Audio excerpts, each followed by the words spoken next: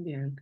Bueno, buenos días. Les damos la bienvenida a todos y a todas. Bon dia, buongiorno. Tenemos muchos idiomas hoy por acá.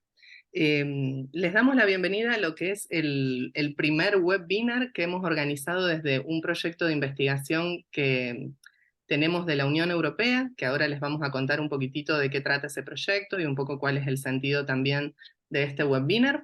El proyecto se llama Speak for Nature, es un proyecto de investigación que nuclea instituciones tanto de Europa como de América Latina. En Europa se encuentra la Universidad del Piamonte Oriental, la Universidad Carlos III, la Universidad Autónoma de Madrid, el Rachel Carson Center de la Universidad de Múnich, FUEM y Ecocast Tulum. Y por el lado de América Latina se encuentra la organización no gubernamental FIMA, la Universidad Federal de Santa Catarina y la UNL. Este proyecto tiene 3 niveles de análisis o de trabajo. Un primer nivel que tiene que ver con las discusiones teóricas que existen hoy en día en torno a la justicia ecológica, y por otro lado tenemos un nivel empírico que se vincula con el seguimiento de casos donde las ideas en torno a la justicia ecológica, que son múltiples y muy variadas, se encuentran en movimiento, por decirlo de alguna manera, y un nivel que tiene que ver con lo estratégico o con la incidencia en términos de incidencia territorial, incidencia institucional, legislativa, regulatoria. Dentro del marco de este proyecto de investigación, nos encontramos con varias estrategias de debate y de discusión y también de difusión de nuestras actividades. Unas de ellas son estos webinars. Este es el primer webinar cuya organización estuvo a cargo de la Universidad Nacional del Litoral y de la Universidad Federal de Santa Catarina, que son también parte, como les acabo de decir, del consorcio. Y lo que vamos a trabajar hoy tiene que ver específicamente con las técnicas procesales en materia de justicia ecológica, y lo pensamos a partir de diferentes niveles. Como habrán visto en la programación, este webinar tiene 2 apartados, 2 partes. La primera parte se va a enfocar fundamentalmente en el nivel local y en una experiencia concreta que tiene que ver con la protección de la Laguna Concepción en Florianópolis. Y vamos entonces a la mañana tener la participación de diferentes actores que están implicados en este tema de distinto modo. Ya ahora Fernanda, que forma parte de la organización de este webinar por la Universidad Federal de Santa Catarina, va a coordinar esta primera parte del encuentro. Y por la tarde vamos a mirar la cuestión en el nivel regional, a partir de una mirada que tiene que ver fundamentalmente con el rol de la Corte Interamericana de Derechos Humanos y una mirada más de escala global o de escala internacional. Es decir, que tenemos como apartados pensados en múltiples escalas para ver cuáles son allí las herramientas procesales que se encuentran disponibles en debate y también en permanente proceso de ser repensadas para atender los problemas que tienen que ver con esta nueva perspectiva o esta emergente perspectiva, ya no es tan nueva la verdad, que tiene que ver con la justicia ecológica. Así que bueno, sin más y para no quitar tiempo a las exposiciones, le paso la palabra a Fernanda, que va a hacer la presentación de esta primera parte. Fernanda forma parte del equipo de investigación de Speak for Nature por la Universidad Federal de Santa Catarina. Es una referencia en América Latina en relación a los temas que forman parte de este proyecto, y bueno, con ella hemos ido coordinando particularmente todo lo que tiene que ver con este evento. Así que bueno, Fernanda, ahora ya quedamos en tus manos. Buenos dias a todos e a todas, bom dia a todos e a todas. Esta primeira sessão da parte da manhã vai se realizar em português, tendo em vista que os nossos expositores são brasileiros, e na parte da tarde, então, nós teremos os trabalhos em espanhol.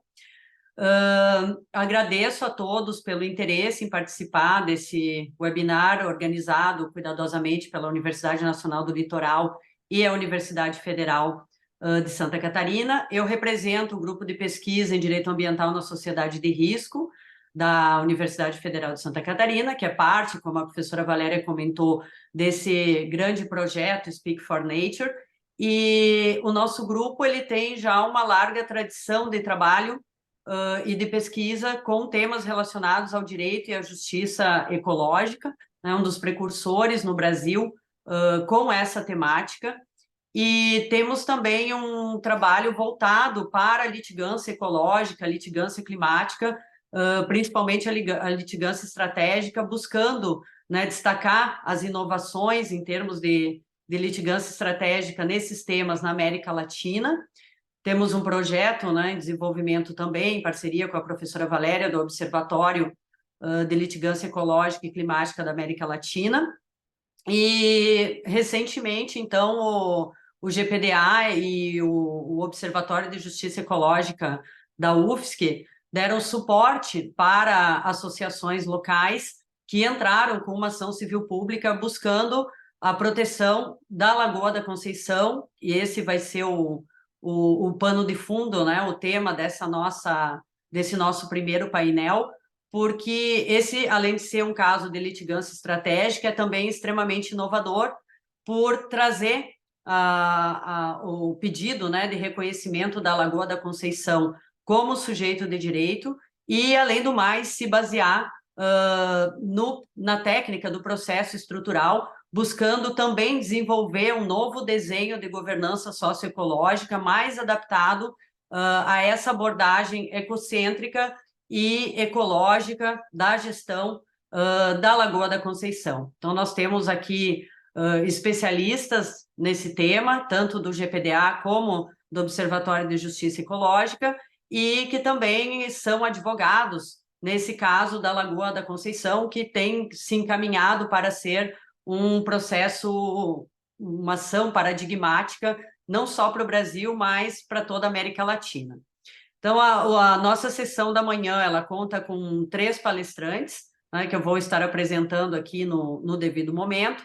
Cada um deles tem de 20 a 30 minutos para fazer a sua exposição, e no final das exposições, depois das 3 exposições, nós abriremos, então, para o debate. As perguntas, elas podem ser encaminhadas tanto pelo chat, como também, nesse momento, as pessoas podem se manifestar, levantar a mão, para encaminhar pessoalmente as suas questões. Então, sem mais delongas, eu vou apresentar o nosso primeiro expositor, que é o Marcelo Preto Mosman. O Marcelo é doutorando e também possui mestrado no programa de pós-graduação em Direito da Universidade Federal de Santa Catarina. Ele é especialista em Direito Processual Civil pela Universidade Federal do Rio Grande do Sul, é membro do Observatório de Justiça Ecológica e também da Clínica de Justiça Ecológica da UFSC, é conselheiro do Conselho Nacional de Meio Ambiente do Brasil, CONAMA, e advogado militante há mais de 15 anos, com atuação em inúmeros casos, né, em ações ambientais. O tema da intervenção do Marcelo, vou colocar aqui em espanhol, como está no programa, né, é a punto de colapsar, slow justice y los desafíos y técnicas procesales para la efectividad del proceso en el caso de Lagoa da Conceição. Marcelo, então você tem a palavra agora por 20 a 30 minutos para trazer as suas considerações. Obrigada. Muito obrigado, muito bom dia a todos. Bom dia à professora Fernanda, à professora Valéria. Obrigado pela oportunidade de estar compartilhando com vocês. Parabenizo pela escolha do tema, que eu acho realmente muito importante nesse tipo de... para pesquisa também, né, e para o desenvolvimento do direito ecológico, dos direitos da natureza, que é justamente a questão sensível de como isso é aplicado na prática dentro de um processo, de um sistema de justiça ainda tradicional, né, que ainda carece de transformações. Então, parabenizo pela escolha do tema, né, que hoje vai tratar aí das técnicas processuais e com uma visão prática, né, que é o que a gente se propõe a estar aqui hoje apresentando. A minha fala ela vai ter esse caráter bem pragmático e prático mesmo, de como que se dá no foro, né, no foro judicial, na prática judicial, como que nós buscamos aqui, né, meandros dentro do sistema processual para que a ação tivesse cabimento e que tenha bom curso. Claro que isso envolve questões técnicas que eu vou expor aqui hoje e também traz grandes desafios, alguns dos quais, né, nós já tivemos, estamos enfrentando nesse processo, né, acho que vamos poder abordar hoje pela manhã. Eu começo, né, até o título da minha fala, a ponto de colapsar, né, à beira do colapso, que é a situação na qual se encontra a Lagoa da Conceição, e o conceito de slow justice. O conceito de slow justice, até para mim, é um conceito bastante novo. Eu me baseio em autores, em artigos publicados nesse ano de 2023, que trazem esse conceito, né?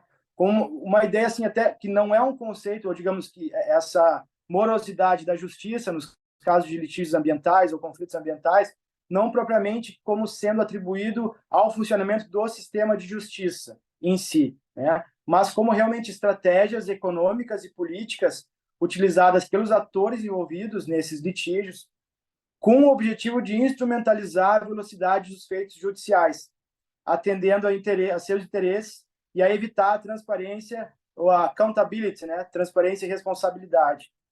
Então, esses trabalhos agora do ano de 2023, eles apresentam várias formas pelas quais a slow justice se manifesta, e uma das consequências que é a slow violence também, né? Que é o que a gente observa na Lagoa em um contexto de paulatina degradação, paulatina violação de direitos, né? Tanto os direitos da natureza, dos entes, dos seres, né? Dos entes, dos animais não humanos e da natureza como um ente de direitos, como também do ponto de vista socioambiental, de todo o tecido social, as comunidades tradicionais, né, e a população como um todo afetada por essa degradação da lagoa. E esse justamente é um caso de slow violence, porque é um caso que ele vem ocorrendo há mais de 20 anos. Né?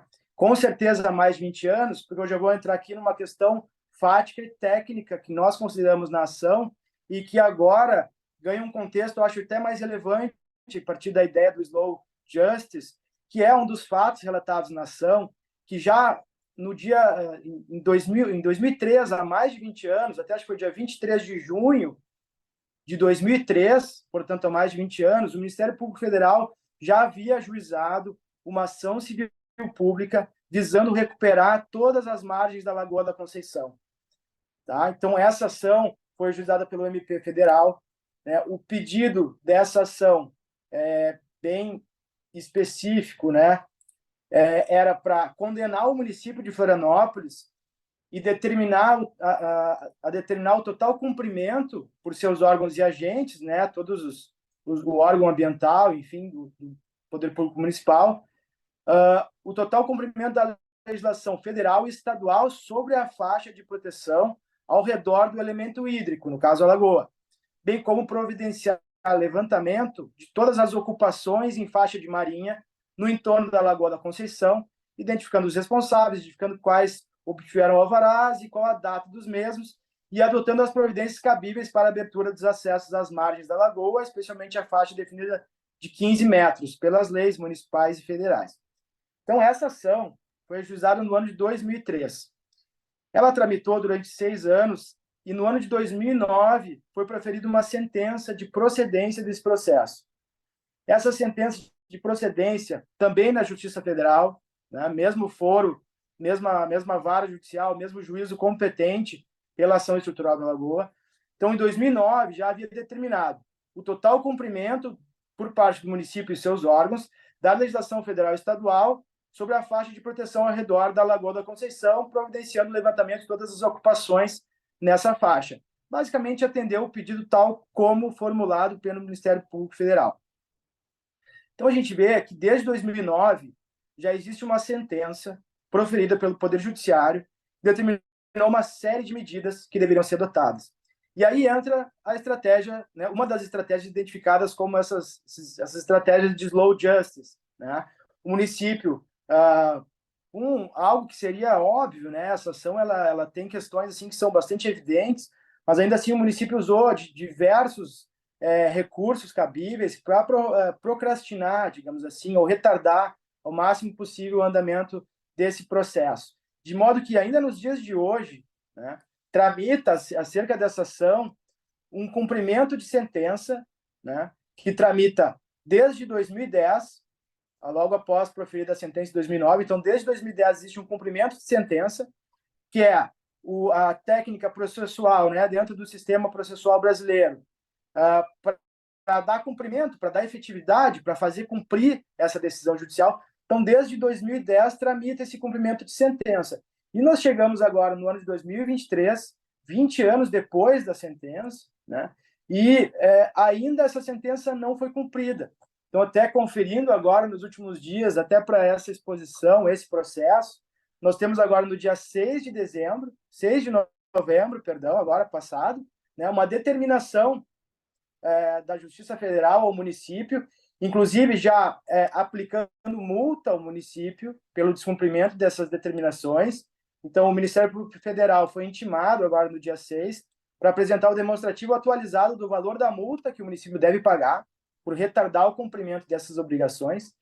E o município foi intimado novamente, num prazo agora de 60 dias, para, de forma derradeira, comprovar o cumprimento dessas obrigações. Quer dizer, e considerando como área de preservação permanente, né, todas as áreas que estão consideradas nessa ação judicial ajuizada em 2003. Então, a gente vê, né, por um exemplo claro, que nós já havíamos considerado ao ajuizar a ação, que realmente a Lagoa da Conceição, o paulatino processo de degradação pelo qual a lagoa passa, ele ocorre ao mesmo tempo em que os processos judiciais eles vêm encontrando uma morosidade muito grande, uma resistência muito grande por parte do poder público. De modo que agora, inclusive, né, passados 20 anos, o poder público ainda vai ter um prazo de 60 dias para trazer aqui comprovações do cumprimento dessa decisão judicial e, muito provavelmente, né, isso ainda não vai ocorrer. Para tentar, digamos, superar essa, em português nós chamamos de recalcitrância, mas é essa, termo mais simples, né, essa resistência do poder público em cumprir a decisão judicial. Nessa ocasião agora, o magistrado da Justiça Federal determinou a intimação pessoal do prefeito municipal, do alcaide, né, em espanhol acho que se diz, do prefeito municipal para o cumprimento da decisão, e em caso de descumprimento, vai ser considerado ato de improbidade administrativa, que no Brasil significa aplicação de sanções pessoais ao gestor público, que podem envolver, inclusive, a perda do cargo público, além da aplicação de uma multa de R$20 mil na pessoa do prefeito municipal.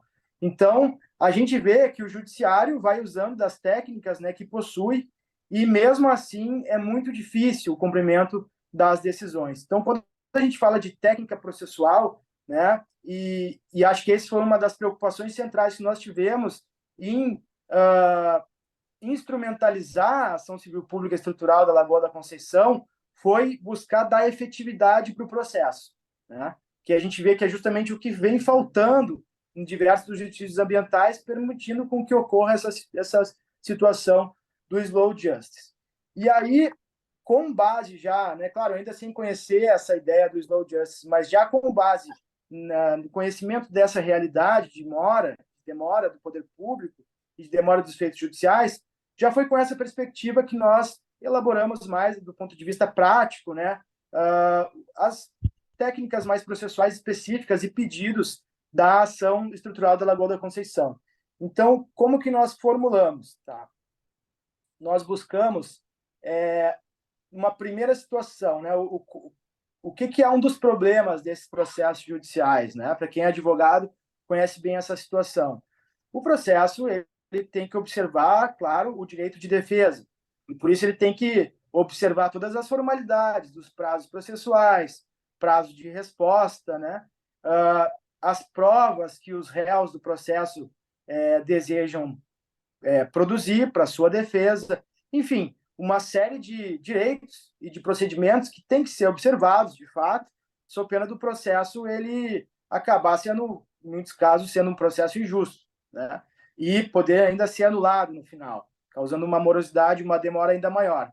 Então, para lidar com essa situação, né, existem medidas que podem ser requeridas no início do processo, né? O problema é que essas medidas adotadas, que nós chamamos de medidas liminar, seriam as injunctions, né, em inglês, ou algo desse tipo, elas são decisões, são medidas que são consideradas precárias, porque elas são adotadas ainda sem, né, a observância de todo o direito de defesa e sem um conhecimento com maior grau de certeza, né, um grau de certeza após a produção de provas, de perícias, da realidade. Então, a medida liminar é uma forma de buscar antecipar aqueles efeitos que o processo almeja ao final, né? ocorre que quanto maior a complexidade de uma situação fática, maior é a dificuldade de se obter uma liminar. A liminar ela depende de dois fatores: a demonstração da probabilidade do direito da ação, o que se chama também de verossimilhança das afirmações, ou fumaça do bom direito, né? Vem do latim ainda, do direito romano, e o perigo de dano ou risco de ineficácia da decisão, caso ela demore. Então, esses são os dois requisitos, né? A probabilidade e o perigo de dano ou risco de ineficácia. Então, como eu disse, quanto mais complexa a situação fática, e isso ocorre muito no direito ambiental, mais difícil é demonstrar a probabilidade do direito. Porque probabilidade do direito não é só afirmar o direito, é demonstrar, já inicialmente, ainda assim, a produção de provas, que esse direito ele se aplica ao caso. E esse foi um dos grandes desafios que nós tivemos, então, na ação da Lagoa da Conceição.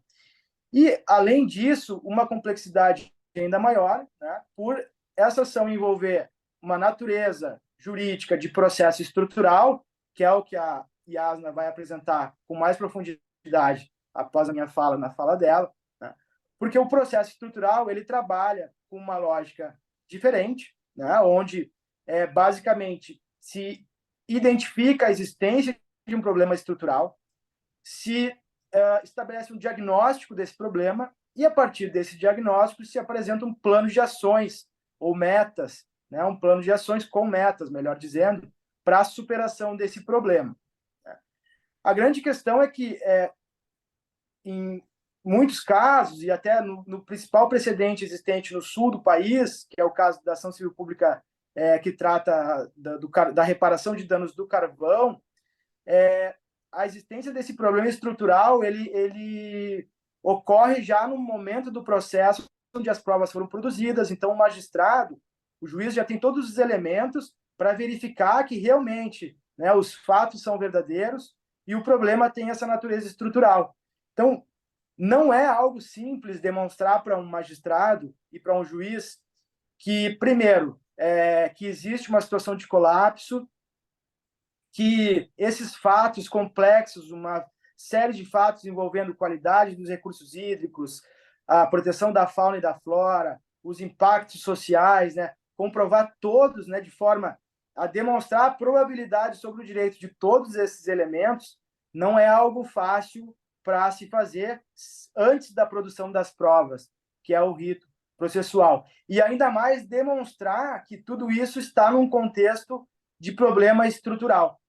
Então, essa é uma dificuldade. Né? E qual é o problema, né, que decorre disso? É que se isso não for demonstrado liminarmente, né, ou se não houver um marco que o juiz considere que realmente existe essa situação, o processo vai seguir o seu termo com a produção de provas, que como foi no caso da ação do carvão, e só depois da sentença, quando houver um reconhecimento, né, com uma decisão, que é a decisão final do processo, claro, sujeita a recursos, mas a decisão que dá final ao processo, à fase de conhecimento do processo, né? Só depois é que então haveria o início, de fato, né, das medidas estruturais, do diagnóstico, do plano de ações, das medidas estruturais a serem adotadas. Né? O grande problema, como eu já disse, é que aí isso procrastinaria, né, durante no mínimo alguns anos o início da adoção dessas medidas. Então, já entrando aqui numa das digamos assim, um dos aprendizados que nós tiramos e algo que é realmente uma grande originalidade da nossa ação, tá? As técnicas de tutela com as quais nós trabalhamos para fazer os pedidos dessa ação judicial. Vale considerar que nós tivemos à nossa disposição muitos documentos e pareceres muito significativos, muito substanciosos, muito bem elaborados, por diversos professores de renome, entre eles a professora Fernanda, que aqui nos conduz, né? Mas diversos outros juristas e profissionais, até de outras áreas, que nos deram mais elementos para corroborar a probabilidade do nosso direito. E, a partir desses elementos, uma primeira técnica processual que nós utilizamos foi inserir, de uma forma bastante inovadora, no primeiro pedido do processo, um pedido de natureza declaratória. Né? os pedidos no sistema judicial brasileiro, acredito que na Argentina e demais países assim, da mesma matriz, não seja muito diferente. Então, nós temos pedidos de tutela condenatória, de tutela, né, que é a condenação, né, no pagamento de quantia, né, ou a tutela mandamental, que é quando é determinação para que algo seja feito ou que não seja feito, uma abstenção, né? E nós temos a tutela declaratória, que ela declara um direito ou ela declara a existência de uma relação jurídica, né? Então, como primeira técnica aqui, que entendo que é uma das questões mais inovadoras e que foram um dos principais êxitos da nossa ação, foi no pedido de liminar, nós fazermos, antes de mais nada, um pedido declaratório. E esse pedido declaratório foi feito da seguinte forma: nós pedimos que fosse reconhecido, né, e esse é um pedido declaratório, reconhecendo a existência de um problema estrutural de massiva e iterativa violação de direitos ambientais e ecológicos da Lagoa da Conceição e da comunidade que dela depende. Então, o nosso pedido é um pedido, o nosso primeiro principal pedido feito na ação é um pedido realmente inovador e que foi feito com muita reflexão técnica, porque ele engloba, primeiro, um pedido declaratório da existência do problema estrutural, sem o qual seria frágil, de nossa parte, solicitar a aplicação já imediata de medidas em sede de liminar. E uma vez reconhecido e uma vez deferido ou aceito, né, esse pedido declaratório feito em sede de liminar, o que sim é uma lei de inovação, daí sim deflagrar as tutelas mandamentais, que de fato foi o que o juízo fez. Então, nós pedimos ainda que, após esse pedido declaratório, aí um pedido mandamental, que o juiz procedesse à instituição liminar da Câmara Judicial de Proteção da Lagoa da Conceição para a adoção das medidas estruturais necessárias para garantir a integridade ecológica do ente natural através de uma governança socioecológica. E, basicamente, claro, esse foi o nosso primeiro e principal pedido da ação, nosso principal pedido liminar. Depois fizemos pedidos de requisição de documentos e depois outros pedidos, né, no mérito, que eu já vou até adiantar, talvez eu não tenha muito tempo para retornar aqui depois. Mas, enfim, após a tramitação do processo, com a fase de diagnóstico, a fase de elaboração do plano de ações, a implementação desse plano de ações e o monitoramento dos resultados desse plano e a avaliação se houve ou não superação do processo do problema estrutural, né? Digamos, esse é o itinerário mais básico, digamos assim, falando de um processo estrutural, que o magistrado, então, ao julgar o mérito da ação, ele confirme todas as medidas determinadas ao longo do processo, homologue judicialmente os resultados e evidências apresentados, né? E determine a instituição permanente da Câmara, daí não mais uma Câmara Judicial, mas uma Câmara Permanente de Proteção da Lagoa, condenando, daí o único pedido condenatório do processo é que os réus forneçam os meios e recursos necessários para o funcionamento da Câmara Permanente de Proteção da Lagoa. E aí um pedido realmente que nós incluímos, né, que vem muito com relação à questão dos direitos da natureza, é que o juízo também, ao final, declare a Lagoa da Conceição como um ente natural titular de direitos específicos, né, consubstanciados, né, o direito à existência, à conservação, manutenção e restauração dos seus processos ecológicos essenciais e ainda o direito procedimental à participação representada pelo guardião aqui designado, que entendemos que é a Câmara Permanente, né, que deve ser instalada ao longo, né, ou durante a tramitação do processo. Eu avancei um pouco aqui, mas eu ainda vou me ater à questão da liminar, que eu acho que é a grande inovação do nosso processo, ou até o momento, né, o que foi obtido, e que, de fato, o magistrado da Justiça Federal ele seguiu exatamente a linha por nós proposta, né? Então, a partir da nossa fundamentação, feita no pedido liminar e de toda a demonstração do processo, dos pareceres que nos foram alcançados, o juiz entendeu que os fatos relatados efetivamente indicam um problema de natureza estrutural. Então, foi possível demonstrar esse fato, exigindo a tutela jurisdicional através da abordagem processual também estrutural. Então, o magistrado reconheceu esse fato. E aí, outra questão que acredito que ocorre também na Argentina é a falta de instrumentos legais, processuais específicos para um processo estrutural, que é algo ainda em construção no Brasil.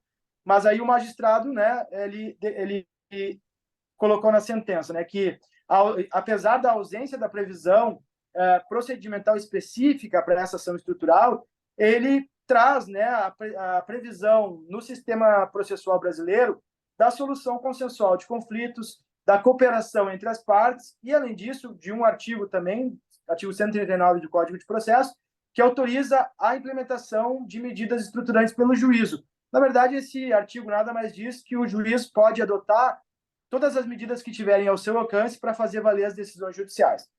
Bom, além disso, o magistrado ele deu, né, na decisão, e aqui eu vou ler literalmente, né, ele entendeu que realmente percebe-se a falência do modelo de gestão ambiental vigente para a governança da Lagoa, e aí ele considerou que o atual quadro de colapso ambiental instalado autoriza seja reconhecido o estado de coisas inconstitucional, né, por parte do poder público. Reconheceu a existência de uma irresponsabilidade organizada e a necessidade de medidas estruturais voltadas à rediscussão do status quo de atuação do poder público, né, basicamente o que foi pedido. Ele entendeu que o conjunto de fatos confirma não apenas o colapso ambiental e risco de perecimento, mas a irresponsabilidade organizada de toda a gestão que hoje ou até então funcionava, né? Além de uma série de outros fundamentos jurídicos bastante relevantes, especificamente com relação à instituição da Câmara e à deflagração do processo estrutural já em sede de liminar, já inicialmente, dois pontos específicos que eu falei no início da minha fala, que o magistrado acolheu na decisão liminar. Então, ele declinou na decisão. Existem evidências científicas sólidas, com aceitável grau de certeza, que permitem extrair juízo de probabilidade forte quanto ao avanço de processos de colapso do ecossistema, consubstanciando o fundado receio de dano grave e irreparável, com o risco de ineficácia do provimento final. Então, o magistrado realmente se convenceu, né, da nossa argumentação com relação à necessidade de, já no início do processo, dar início ao deflagrar, né, o processo estrutural. Ele também entendeu que a verossimilhança e a probabilidade do direito encontram-se enfatizadas no cenário institucional omissivo e violador dos direitos fundamentais de proteção. Então, considerou as omissões, né, do poder público. E aí, já me encaminhando mais para o final, claro, o magistrado também considerou aquela jurisprudência que nós... O magistrado considerou a jurisprudência que nós alcançamos também com relação à ação civil pública do Carvão, que também tramitou no Tribunal Regional Federal da 4ª Região. Um dos casos, né? Claro, eu estabeleci aqui as diferenças. O caso da ação estrutural do Carvão, na verdade, foi um processo estrutural deflagrado já após a sentença. E o nosso caso aqui, justamente para dar velocidade às medidas a serem adotadas, nós conseguimos deflagrar o início das medidas estruturais antes da sentença e já no início do processo. Então, conforme o pedido que nós veiculamos na ação, com as técnicas de pedido declaratório e pedido mandamental, isso ficou bem evidente pela forma como o magistrado deferiu a liminar, que eu vou ler aqui também, né, que foi feito nos seguintes termos. Isso posto, defiro o pedido liminar para, primeiro, reconhecer a legitimidade das entidades e reconhecer a existência de um problema estrutural de massiva e iterativa violação dos direitos ambientais e ecológicos da Lagoa da Conceição. Então, basicamente, o que o magistrado fez foi acolher esse pedido declaratório, já em sede de liminar, o que é uma inovação que nós fizemos, mas também, claro, fizemos isso já amparados em outros casos de processo estrutural e casos de litígios ecológicos que nós estudamos, né? E, a partir desse pedido de natureza declaratória, os pedidos de natureza mandamental. Então, em sequência, o magistrado né, decidiu determinar a instituição liminar da Câmara Judicial de Proteção da Lagoa da Conceição, com a finalidade de assessorar esse juízo na adoção de medidas estruturais necessárias para garantir a integridade ecológica, além de requisitar às autoridades e órgãos informações preliminares sobre o estado, né, e a situação da Lagoa da Conceição. Bom, basicamente, essa é a explicação, né, o que vem por trás, assim, os bastidores, de por que os pedidos foram feitos dessa forma no processo. A nossa ação está disponível, né, em vários repositórios, até internacionais, sobre o tema. Ela está até mencionada num boletim de litigância climática que foi disponibilizado, se não me engano, ontem aqui no Brasil, que é pela Pontifícia Universidade do Rio de Janeiro, se não me engano. Então, ela está disponível. Mas, claro que num processo a gente não pode, né, só pena de acabar perdendo a objetividade, fazer todos os esclarecimentos. Mas, basicamente, essa foi a principal e mais profunda reflexão técnica feita para se obter esse pedido de liminar e deflagrar o processo estrutural já desde o início, né? O que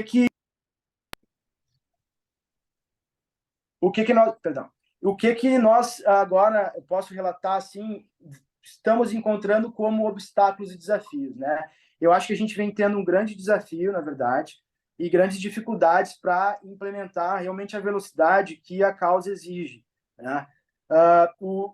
As estratégias de slow justice que o município vinha adotando naquela ação civil pública ajuizada há 20 anos não é muito diferente das técnicas e situações que o poder público vem adotando agora.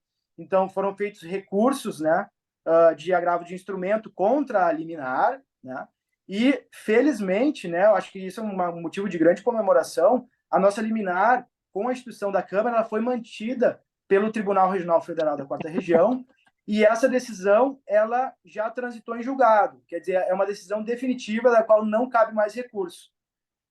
Então, a instituição da Câmara, a deflagração do processo estrutural, é uma questão já, né, é uma decisão, como eu disse, que não cabe mais recurso e ela foi tornada estável, né, na nomenclatura, assim, digamos, na linguagem processual. Então, uma decisão que foi tornada liminar, que foi tornada estável, agora ela vai se manter até o final do processo. Então, a Câmara Judicial de Proteção da Lagoa da Conceição vai prosseguir realizando o seu trabalho.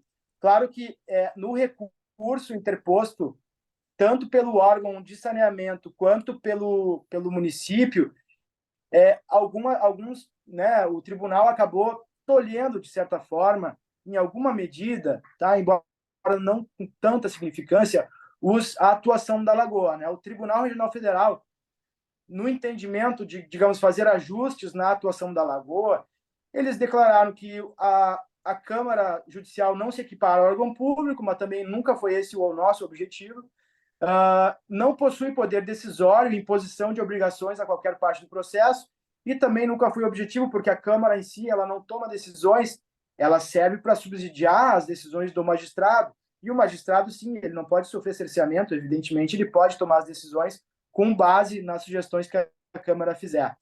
A Câmara Judicial também, a partir da decisão do tribunal, ela não goza de utilização de recursos públicos, então a Câmara em si não pode utilizar os recursos dos órgãos públicos, né? Mas pode o magistrado, entendendo que certas ações ou medidas são necessárias em casos específicos e com motivação, determinar os órgãos públicos que sim, que forneçam os meios necessários, né, para medidas que forem implementadas ao longo do processo. Foi mantida a atuação da Câmara Judicial com caráter consultivo, que sempre foi o pedido da ação. Então, aqui não alterou em nada, né? E a grande questão que realmente encontra alguma polêmica, que eu acho que ainda tem que ser melhor debatida, é que a segunda instância entendeu que a Câmara ela teria a sua atuação estritamente vinculada ao objeto das ações judiciais que já se encontram em tramitação perante a Vara Federal de origem e que tratam de temas relacionados à preservação da Lagoa da Conceição, de modo que possa assessorar o Poder Judiciário. Então, essa última decisão do tribunal, na verdade, ela acabou um pouco limitando a atuação da Câmara com base, né, nas ações que já existiam, como eu disse, essa ação de 2003, que tem 20 anos, que trata da ocupação das margens da lagoa, né, para rever essa situação, e também as ações que tratam da poluição e da questão do saneamento. De modo que, assim, de qualquer forma, embora com alguma limitação que foi feita no âmbito da sua atuação, né, o nosso processo judicial da ação estrutural da Lagoa, ela continua tendo um amplo campo de atuação e acredito que vai permitir ainda a adoção, né, de medidas bastante importantes, né, a partir do momento que se conseguir avançar. No momento agora está se finalizando o diagnóstico da Lagoa, para se avançar, então, para a parte de ações e metas. É isso, eu acredito que o meu tempo está esgotado, agradeço a oportunidade e fico à disposição para sanar as dúvidas no final. Muito obrigada, Marcelo, por essa excelente contribuição, né? E por nos chamar a atenção sobre esse descompasso, né? Entre o tempo do direito e do processo e o tempo da natureza e da justiça ecológica, assim como as estratégias, né? Que se tem refletido, que se tem buscado, que se tem tentado operar, né, em favor de um processo mais adequado às necessidades específicas, né, do litígio ecológico, através do exemplo da Lagoa da Conceição, onde realmente já se conseguiram muitos avanços, né, como a criação da Câmara Judicial e todo o trabalho que vem sendo feito a partir da Câmara. Então, agora a gente vai aprofundar um pouquinho mais nessa questão do processo estrutural, com a intervenção da Yasna Chaves Viana, que é doutorando em Direito aqui na Universidade Federal de Santa Catarina, tem mestrado em Direito pelo Centro Universitário 7 de Setembro, é coordenadora adjunta do Grupo de Pesquisa Complex, Direito, Complexidade e Meio Ambiente, e membro também do GPDA, né, o nosso grupo de pesquisa em Direito Ambiental na Sociedade de Risco, é também professora e advogada, e o tema da intervenção da Yasna é litígios ecológicos e o modelo do processo estrutural. Yasna, a palavra é sua para fazer a sua exposição entre 20 e 30 minutos. Obrigada. Bom dia a todos, me escutam bem? Eu tive um probleminha aqui no sinal da internet, se acontecer novamente eu vou tentar entrar por outra forma. Agradeço o convite, a professora Valéria, a professora Fernanda, em especial o professor Morato. É um prazer estar aqui com todos, Marcelo, Luiz, outros colegas, Tônia, que vejo aqui, professora Jennifer, Patrícia, Humberto. Bem, eu gostaria de primeiro compartilhar com os colegas da língua espanhola a minha apresentação em espanhol, tá? Eu vou compartilhar os slides, mas os slides estão em português, mas fica aí a apresentação para os que queiram dar uma lida depois. Posso compartilhar, professora? Podés compartir la voz directamente porque estás como anfitriona. Sim. Pronto. Conseguem visualizar? Acho que... Ok.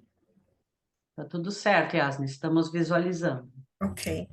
Então, meu tema, a professora já anunciou, disputas ecológicas e o modelo de processo estrutural. Eu vou fazer uma divisão, uma pequena divisão na apresentação, de primeiro uma compreensão, né, sobre o tema, depois como ele evoluiu e citar alguns casos por conta dos nossos desafios atuais. Bem, o processo estrutural, ele se caracteriza basicamente por essas 4 esferas, né, que estão ao seu derredor: a forte incidência de princípios constitucionais, né, o processo ele visa implementar direitos que estão previstos na Constituição, a necessidade de reestruturar uma instituição ou uma política pública que não está sendo efetiva, e a existência de vários ciclos de decisões. A doutrina fala em decisões em ondas ou decisões em cascata. Mas a gente percebe também, e a doutrina também faz certas críticas com relação a uma possível carga de ativismo judicial. Na verdade, diríamos, o juiz tem que ser mais criativo, né, em processos estruturais, porque, na verdade, o objetivo é transformar um Estado A, que é violador de direitos fundamentais, em um Estado B, no qual esses direitos serão assegurados. Então, a gente tem como origem, né, o caso que a doutrina relata, a origem foi no caso Brown versus o Conselho de Educação de Topeka, no Kansas, que tratava de um problema estrutural, de racismo estrutural, nas escolas, né, por conta de uma segregação que havia, e a Suprema Corte Americana rejeitou a possibilidade de admissão de crianças em escolas públicas com base em um sistema de segregação racial, determinando a aceitação da matrícula de estudantes negros em uma escola até então reservada a brancos. Esse caso deu início, a essa discussão do processo estrutural por conta da segregação racista estrutural que acontecia naquele tempo nos Estados Unidos. E foi muito abordado pelo Owen Fies, né, como a teoria das structural reforms, que busca eliminar a raiz do problema, agindo diretamente sobre a estrutura que o origina. É interessante também a gente pontuar que as características do conflito, elas são muito importantes para o processo estrutural. Eles se caracterizam pela complexidade, mas a complexidade aqui, por favor, entendam, não é sinônimo de dificuldade ou impossibilidade, ela significa, na verdade, a possibilidade de trilhar diversos caminhos para resolver uma determinada situação ou para a mitigação de um problema fático de desconformidade. A multipolaridade, tem a ver com conflitos policêntricos, isso quer dizer o quê? Que existem vários interesses em jogo. Então, essa multipolaridade, ela traz conflitos que impõem arranjos processuais diversos para assegurar o contraditório efetivo, com a participação efetiva, e capacidade de influência na formação da decisão, tudo de forma a permitir que seja construída uma decisão que considere todos os interesses envolvidos. Muitas vezes não vai ser o vencedor A ou o vencedor B. Será necessário um consenso para buscar a mitigação do conflito, do problema existente originalmente. Uma outra característica é a questão da recomposição institucional, né? Porque a necessidade de reestruturar uma instituição ou política pública promove uma recomposição da instituição que não se compatibiliza com o modelo tradicional de jurisdição. Frequentemente, essa recomposição precisa ocorrer de forma gradual e depende de atos subsequentes dos que adotados previamente. Daí a gente falar, a doutrina fala muito em decisões em ondas ou em cascata. E a outra característica é a questão da prospectividade. Há necessidade de uma visão prospectiva, que direcione a atuação estatal e iniba condutas contrárias à proteção do bem jurídico protegido. Daí, o estabelecimento de um plano de ação para a transformação da realidade, muito comum, né, nos processos estruturais. E como tem evoluído a teoria dos processos estruturais? Começamos lá com o histórico nos Estados Unidos, mas na experiência colombiana, a experiência colombiana foi muito rica, né, para nós, porque, na verdade, as técnicas de processo estrutural foram utilizadas não só na Colômbia, mas no Canadá, na Índia, na África do Sul, Peru, inclusive a Argentina, com o célebre caso Mendonça, né, que envolveu a despoluição da bacia Matanza-Riachuelo. Mas a contribuição da Colômbia foi a partir daquilo que resultou designado de estado de coisas inconstitucional. A Constituição da Colômbia, assim como a brasileira,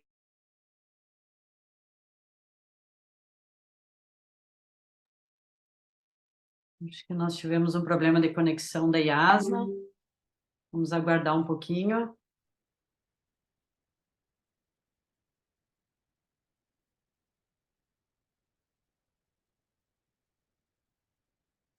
Ver se eu consigo contato com ela.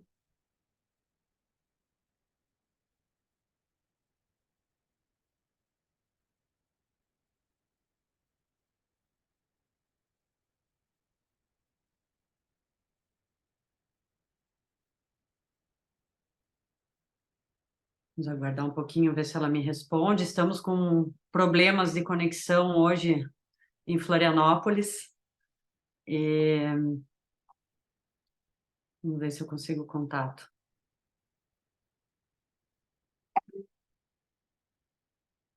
Ela está me respondendo aqui, já damos um retorno.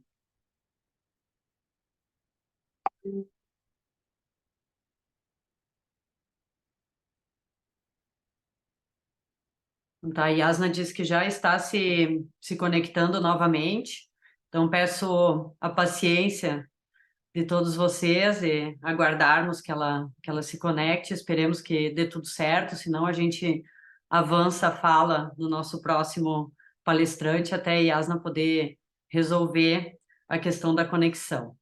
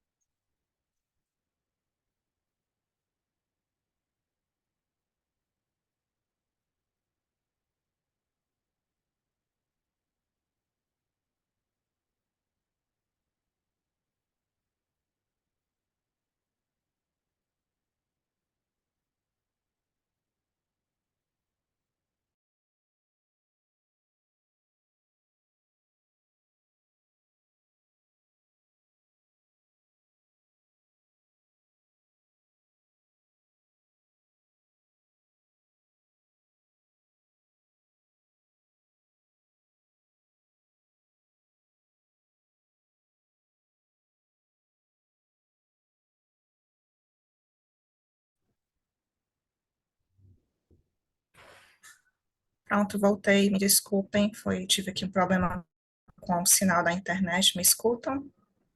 Obrigada, Yasna. Sim, estamos te escutando e você pode dar seguimento à sua fala, então. Vou novamente aqui compartilhar.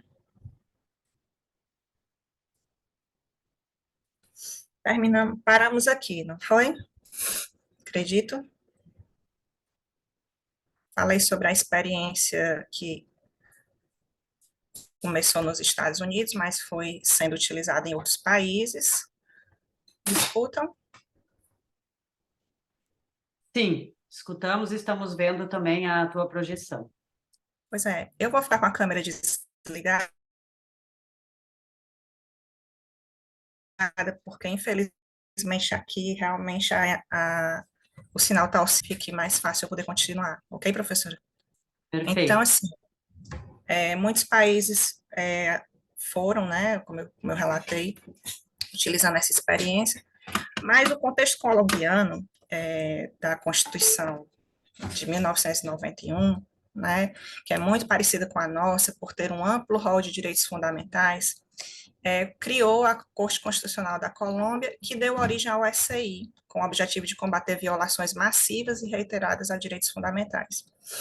O primeiro caso do SCI conhecido foi a sentença de unificação 559, de 1997, e o caso mais emblemático foi o do deslocamento forçado de pessoas em virtude da violência interna da Colômbia, né, os desplazados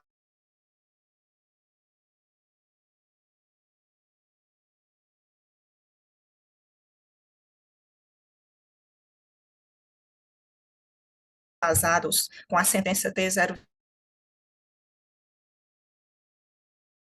a educação, ao trabalho e também a alimentação. Então, a gente pode chegar à conclusão e apontar alguns critérios, alguns requisitos para a utilização do SCI, né, que ele vem sendo tão difundido, nós temos visto em tantas decisões, que seria esses requisitos: a violação massiva e reiterada de direitos fundamentais, direitos que estariam garantidos e não estão sendo cumpridos, né, estariam garantidos na Constituição e não estariam sendo cumpridos; a omissão prolongada de autoridades no cumprimento de suas obrigações, a fim de assegurar esses direitos, como bem falou o Marcelo na exposição anterior; a necessidade de que a solução para o problema que se pretende erradicar ou mitigar seja construída de forma conjunta, e isso aí condiz com o espírito do novo Código de Processo Civil que nós temos, vigente hoje no Brasil, na ideia de formar uma comunidade de trabalho. Então, o juiz não tem mais aquela postura de superior a todos, então ele faz parte da arena, é mais um ator da arena para a construção dessa solução do problema estrutural. E o fato de que, possivelmente, se outras ações fossem propostas com o mesmo pedido e causa de pedir, haveria possibilidade de congestionamento da máquina judiciária. Então, várias ações, né, com pessoas interessadas sobre o mesmo problema, isso não resolveria o conflito. Então, eu vou começar pretendo falar agora de alguns casos, rapidamente, que não são necessariamente de litígios ecológicos, mas só para vocês terem um panorama de como nós temos tantos processos estruturais hoje no Brasil, né? Temos aqui a ADPF 347, ela foi a que inaugurou o uso pelo judiciário do termo estado de coisa inconstitucional. Ela pedia o SI do sistema prisional brasileiro. A ADPF 635 pedia o SI das políticas de segurança pública do Rio de Janeiro. A 682, o SI do ensino jurídico superior no Brasil, em face do volume, né, tão grande de universidades no país todo. Foi a OAB que entrou com esse SI. Existe uma crítica, a OAB que ajuizou essa ADPF, mas existe uma crítica em relação a essa ADPF, porque qual é o grupo vulnerável aí? A ideia de que o processo estrutural, ele atinja basicamente pessoas em situação de vulnerabilidade. Né? Não, talvez não fosse o caso, daí a OAB ter entrado. Fica muito nebuloso o motivo. A ADPF 866 trata do SI do Sistema de Saúde Pública Nacional. A ADPF 973 pede o SI do racismo estrutural no Brasil, e a 976, o SI das pessoas em situação de rua. Mais voltado para conflitos ecológicos, nós temos a ADPF 708, que alega a omissão do governo federal em não tomar medidas para o funcionamento do Fundo Clima, devidamente paralisado em 2019 e 2020. E também a ADPF 709, que trata da inconstitucionalidade das ações e omissões do governo de grupos indígenas e grupos isolados, focado no contexto da pandemia. Ela foi ajuizada na época da pandemia, e tivemos também, em um pedido quase idêntico a 709, a 742, mas era para comunidades quilombolas, né, e também foi no período da pandemia. E a ADPF 760, que é a SI da proteção da Amazônia. A nível de ações civis públicas e outros tipos de ação, nós temos a ACP do Carvão em Criciúma, que, como o Marcelo já citou, né, o caso, previa a regeneração daquela região que era muito degradada em face da atividade de mineração do carvão. E tivemos também o caso Raposa Serra do Sol, que foi a ação popular 338. Ali admitiu-se a demarcação de terras em favor de um grupo indígena, mas estabeleceu diversas condições para o exercício pelos índios do usufruto da terra demarcada, condicionando ao interesse da política de defesa nacional. E o nosso caso paradigma, os casos de Mariana e Brumadinho também se caracterizam como processos estruturais envolvendo litígios ecológicos, mas, infelizmente, como o Marcelo expôs, a questão do slow justice, né? Não existem ainda ações efetivas para, inclusive, albergando a recomposição das famílias, né? A indenização das famílias. E o nosso caso paradigma, que é o caso da Lagoa da Conceição. Desculpa, minha tela fechou aqui por um minuto. Então, o caso da Lagoa da Conceição, vocês estão me ouvindo? Porque eu não estou vendo vocês. Sim, estamos ouvindo, Yasna. Só coloca em modo apresentação, tá? Porque agora saiu do modo apresentação. Daí dá para ver a tela inteira. Vou voltar aqui. Isso, agora tá ótimo. Sim?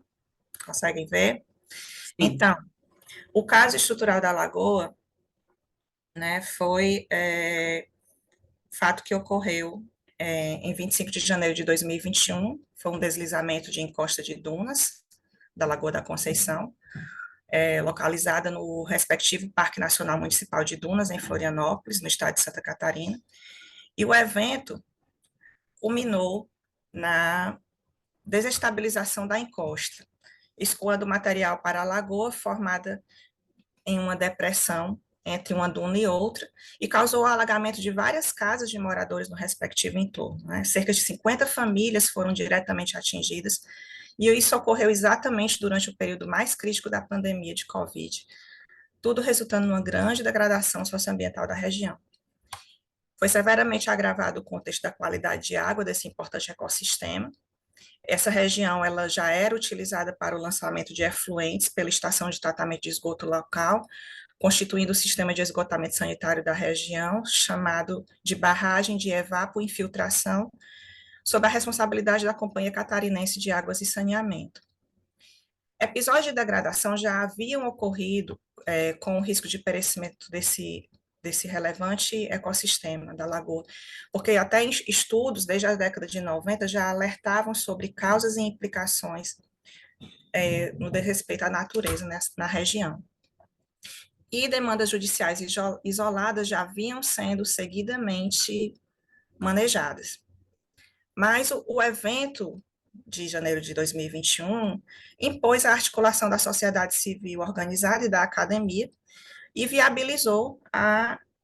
findou com a instauração da ação civil pública de caráter nitidamente estrutural.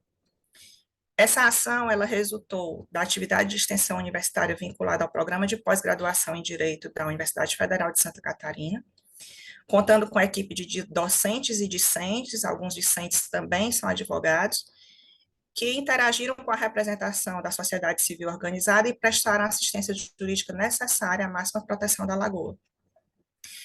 Através de uma abordagem inter e transdisciplinar, o PPGD da UFSC dialogou e contou com a colaboração de laboratórios, com a emissão de laudos periciais, inclusive de outros cursos ou centros da própria UFSC. E, ao mesmo tempo, foi travado um intenso diálogo com a sociedade civil organizada, com os moradores do entorno da lagoa, tudo na busca de uma visão não fragmentada e sistêmica da situação, para ensejar uma melhor governança da integridade dos bens ecológicos da lagoa. Assim, foi instaurada a ação civil pública, que hoje está em curso perante a Sexta Vara Federal de Florianópolis, e atuam em litisconsórcio ativo a ONG Costa Legal, a Associação Florianopolitana das Entidades Comunitárias, o FECO, e a Associação Pachamama, protegendo os direitos difusos ambientais, bem como os direitos autônomos da lagoa. Posteriormente, juntaram-se aos autores o Ministério Público Federal e o Ministério Público Estadual de Santa Catarina e a Associação Nacional dos Atingidos por Barragens, e figuram como réus o município de Florianópolis, a Fundação Municipal do Meio Ambiente, Floram, o Estado de Santa Catarina, o Instituto do Meio Ambiente de Santa Catarina, o IMA, a Companhia Catarinense de Águas e Saneamento, a CASAN, e a Agência de Regulação de Serviços Públicos de Santa Catarina, a ARESC. Então, como o Marcelo já relatou, não vou ser repetitiva, a petição inicial ela partiu de duas premissas iniciais. A primeira, o reconhecimento da Lagoa da Conceição como sujeito de direitos ecológicos, conforme a previsão do artigo 133 da Lei Orgânica do Município, e a existência de um estado de coisas inconstitucional, que seria caracterizado pela irresponsabilidade organizada institucional vigente, em decorrência da visão e da atuação fragmentada e não sistêmica, que demonstra a incapacidade de proteção legal e regulatória, tanto a nível federal como estadual e municipal, da proteção da integridade socioecológica da lagoa. Então, na petição inicial, pugnou-se pela instituição de uma Câmara Judicial de Proteção, ou de órgão similar, mas foi instituída a Câmara, com o objetivo de auxiliar o juízo competente na adoção de medidas estruturantes necessárias para garantir a integridade socioecológica da lagoa, por meio de uma governança socioecológica. Sugeriu-se ainda que a Câmara fosse composta com a participação dos réus e interessados no feito, além de membros que o julgador entendesse pertinentes. A ideia central era que fosse instituído também o Plano Judicial de Proteção, a ser revisado e atualizado permanentemente durante a tramitação do processo.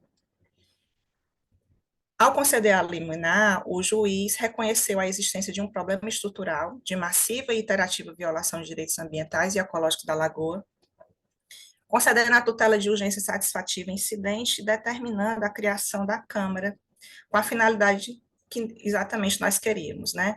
Assessorar o juízo na adoção de medidas estruturais necessárias para garantir a integridade ecológica desse ente natural, através de uma governança judicial socioecológica. O Estado de Santa Catarina e a Casa manejaram um recurso de agravo contra a referida decisão, como o Marcelo também já relatou, mas ao destramá-los, o Tribunal Regional Federal da Quarta Região deu-lhes provimento parcial, para o único fim de destacar que a Câmara não se enquadra a órgão público, não tendo poder decisório de imposição de obrigações a qualquer das partes do processo, devendo atuar em caráter consultivo, sem custo para o Poder Judiciário e com foco nas ações judiciais em curso. Em outras palavras, né, manteve-se a ideia original, o pedido foi esse exatamente, tá, de um órgão multidisciplinar apto a auxiliar o judiciário na tomada de decisões, e a deliberação não foi alterada no julgamento dos 2 embargos de declaração posteriores que foram interpostos. Foi elaborado também o regimento interno da Câmara, já devidamente homologado pelo juízo da 6ª Vara Federal de Florianópolis, e nele previu-se que a Câmara poderá responder aos questionamentos do juízo, elaborar relatórios, propor critérios técnicos e programa de ações de prevenção e recuperação do ecossistema da Lagoa da Conceição, observadas as delimitações de competência e atribuições legais. Então, a Câmara já foi instituída, já está se reunindo e em funcionamento, e nesse momento estamos na fase de elaboração do diagnóstico para as devidas medidas cabíveis, as devidas decisões e tomada de decisões cabíveis. Outro ponto interessante que eu quero destacar é que temos a construção de um website na internet que será brevemente divulgado. Teremos o evento na própria UFSC, né? Esse web foi construído e será disponibilizado para divulgar documentos e informações relacionados com as atividades da Câmara, como estratégia para estimular providências semelhantes. E o interessante é que a gente usa as informações, a geoinformação, para aprimorar esse monitoramento tão importante e necessário para a condução da ação. As informações fornecidas pelos geodados, elas aprimoram a qualidade das provas em processos judiciais, né? E promovem uma proteção mais eficaz da natureza. Isso é válido também em situações de risco ambiental, quanto em casos em que danos já ocorreram. As ferramentas atualmente disponíveis na área da tecnologia da informação, e particularmente na geoinformação, elas contribuem para a adoção de medidas preventivas e cautelares, como é o caso de concessão de medidas de proteção ambiental e durante a fase final do julgamento também, porque podem influenciar positiva ou negativamente a decisão dos juízes. Quero destacar também que o caso da ACP estrutural da Lagoa está em destaque no meio jurídico internacional, recentemente foi incluída nos arquivos da rede Harmony with Nature, da ONU, e na base de dados do Sabin Center de Litigância Climática da Columbia University. Bem, em razão desses tantos processos, esse crescente número de processos estruturais no Brasil, e da crescente preocupação com a crise ecológica, né, estamos aí envolvidos com o problema das mudanças climáticas. Então, o Conselho Nacional de Justiça, que é o órgão constitucionalmente incumbido de instituir e de direcionar políticas públicas judiciárias estratégicas aqui no Brasil, criou o Observatório do Meio Ambiente do Poder Judiciário. Ele, com esse observatório, pretende acompanhar demandas que envolvam a proteção do meio ambiente, com a produção de diagnóstico nacional, e ambiciona também fomentar o compartilhamento de dados, informações, estudos comparados, debates e a produção científica sobre o tema. Outro ponto de destaque é que no ano passado, por meio da Resolução 790, o Supremo Tribunal Federal instituiu o Centro de Soluções Alternativas de Litígios, o CESAL, e ele é composto por 3 unidades. O Centro de Mediação... ¿Quién está seguramente desde el principio? Digno Montalbán. Desculpa, não Hola, entendi. Digno. Professora? Me escutam? Yasna, pode seguir. Escuta. Ah, não entendi se houve alguma pergunta. Não, as perguntas só no final. Pode seguir. No ano passado, tivemos essa resolução, né, repito, que instituiu o Centro de Soluções Alternativas de Litígios, o CESAL, e ele é composto por 3 unidades: o Centro de Mediação e Conciliação, o CMC, o Centro de Cooperação Judiciária, o CCJ, e o Centro de Coordenação de Apoio às Demandas Estruturais e Litígios Complexos, o CADEC. O CADEC, ele, preocupado com essa questão das demandas complexas, né, ele considera isso, que as demandas complexas e os litígios estruturais requerem abordagens específicas, e daí a gente pode citar a flexibilidade nos procedimentos, a busca de consenso, negociações e o uso de métodos de prova não convencionais, olha aí a importância do que a gente vê também da geoinformação, bem como medidas executivas e formas de cooperação judiciária não usuais. O objetivo do CADEC é apoiar o STF na resolução de casos que envolvem a reestruturação de situações que não estão em conformidade com a Constituição Federal e que demandam abordagens processuais e intervenções judiciais especiais para garantir direitos.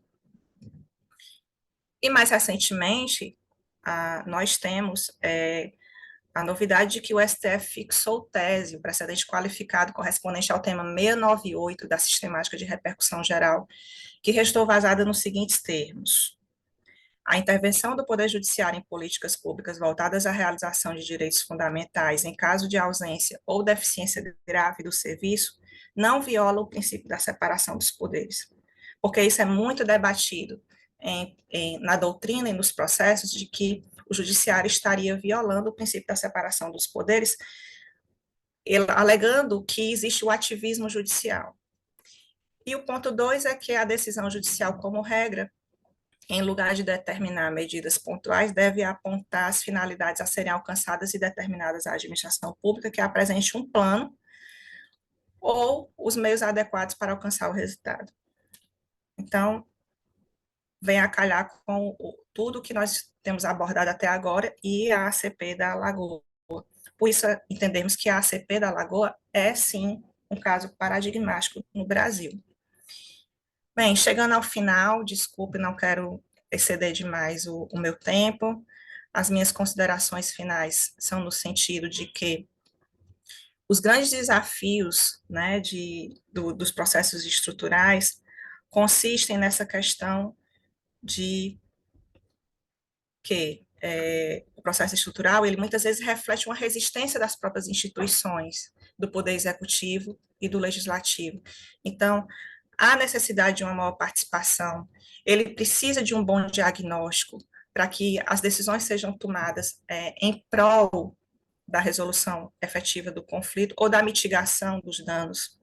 Mas isso exige nova postura de atores do processo, né, porque o processo estrutural, ele não é só judicial, mas é também de atores de outras instituições. Por isso que os litígios estruturais demandam tanto diálogo. Na verdade, há um tensionamento dos litígios estruturais e a necessidade de um olhar mais político, porque o judiciário ele passa a ser uma arena diferenciada. Os litígios estruturais, eles envolvem embate de poderes e existe uma dificuldade enorme do judiciário em se aproximar dos grupos mais vulneráveis. Quantas pessoas, quantas pessoas, elas relatam a dificuldade em entender os termos jurídicos de uma decisão judicial. Então, é por isso que tem que se ter em mente que o litígio é político e o judiciário é um membro da arena do litígio. O litígio só terá resultado se todos os gestores tiverem interesse e vontade em avançar na solução. E, por isso, a necessidade de uma mudança de racionalidade e de ação. Porque, na verdade, os embates e gargalos dos processos estruturais não estão apenas na fase de execução dos projetos, mas também durante o processo de formação dos planos de ação. Bem, espero não ter excedido demais o meu tempo, peço desculpas pelo problema com o sinal da internet e agradeço, estou à disposição de todos. Muito obrigada. Muito obrigada, Yasna, pela tua excelente contribuição. para trazer esses esclarecimentos, né, sobre o processo estrutural que vem sendo testado e utilizado como uma estratégia processual mais adequada, né, para dar conta da complexidade dos problemas de governança que estão na base, né, da crise ecológica e trazer o exemplo prático, né, da aplicação dessa estratégia dentro do caso da Lagoa da Conceição. Então, te agradeço pela participação e quanto aos problemas de conexão, já sabemos, né, que quando estamos realizando um evento virtual, isso sempre pode acontecer. Então, nós passamos agora para a nossa última intervenção, que será feita pelo Luiz Fernando Rossetti Borges. O Luiz Fernando é doutorando e mestre em Direito, pelo Programa de Pós-Graduação em Direito da Universidade Federal de Santa Catarina, área de concentração em Direito Internacional e Sustentabilidade. Ele é especialista em Direito e Processo Penal, é também advogado atuante e vai nos trazer um tema também bastante inovador, né, que é sobre a criminologia verde, a vitimização e as suas relações com o caso da Lagoa da Conceição. Então, seja bem-vindo, Luiz Fernando, obrigada pela sua colaboração e então você tem de 20 a 30 minutos para fazer a sua exposição. Obrigada.